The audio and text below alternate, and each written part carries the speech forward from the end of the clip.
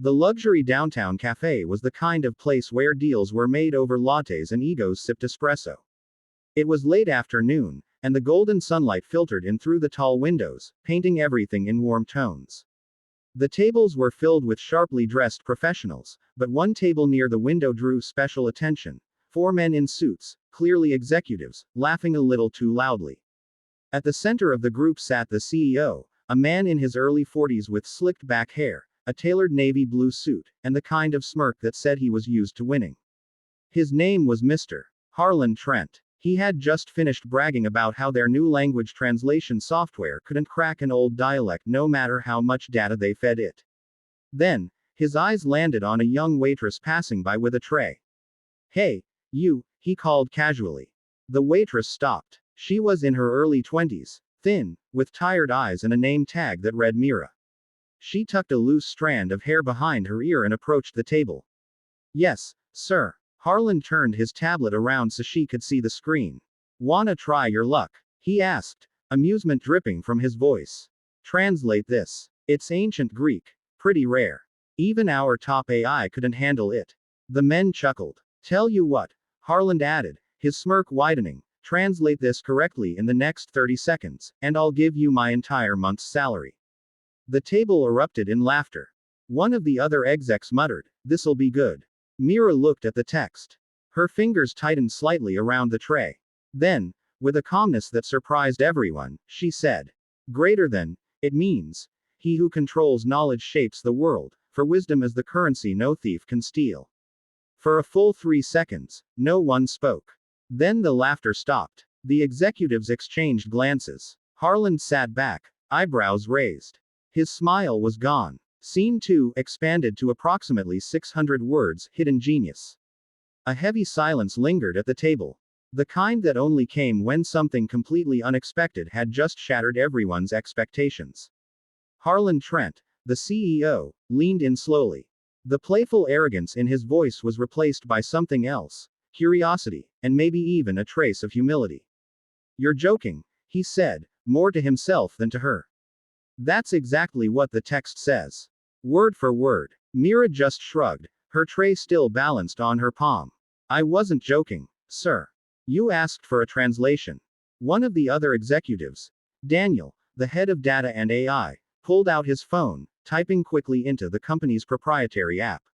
He read the output, then glanced back up. "She's right. That's the most accurate translation I've seen." Harlan blinked a few times and gestured to an empty chair. "Please, sit." Mira hesitated. "I'm still on my shift." "I'll pay your manager for the time," Harlan said, waving toward the counter. "Just sit." She sat, carefully placing the tray down. Her hands were steady, her posture modest yet proud. She wasn't trying to impress anyone. It was just who she was. "So," Harlan said, folding his hands under his chin, "where did you learn ancient Greek?" "My grandfather," she answered softly. "He was a professor of linguistics.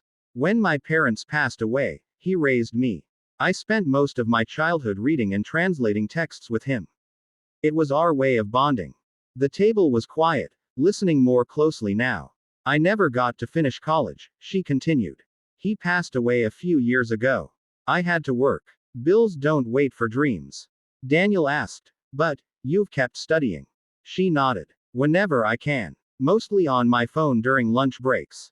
Libraries. Online courses. Old textbooks my grandfather left behind."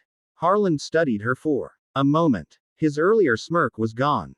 This wasn't just some clever waitress who got lucky. This was someone with depth, talent, and potential that had slipped through the cracks of a system that often overlooked people like her.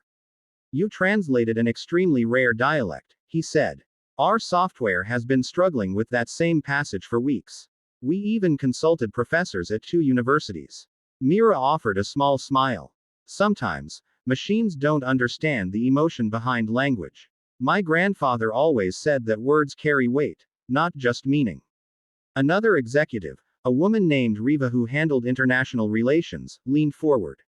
"Would you ever consider working in linguistics again? Maybe even something in the tech sector?" Mira laughed softly. "I've always wanted to. But most companies want degrees, certifications, and polished resumes. I've got none of those." Just passion and books with pencil notes in the margins. Harland leaned back, thoughtful. Let me ask you something, he said. If I offered you a position, junior consultant in our language and AI development team, would you take it? Mira looked stunned. Is this part of the joke? Harland shook his head. No joke. You've got something we don't. Real understanding. And I don't break promises. I said I'd give you my salary if you translated that text. A job seems more useful than a one-time paycheck. Myra's voice trembled slightly. Yes. Yes. I'd take it. Harland smiled. Genuinely this time. Then it's yours. Start next week. Mira stood up, still unsure if she was dreaming. The cafe around them returned to its normal hum, but something had shifted forever in that moment. The CEO had gained a valuable mind. The waitress had gained her future.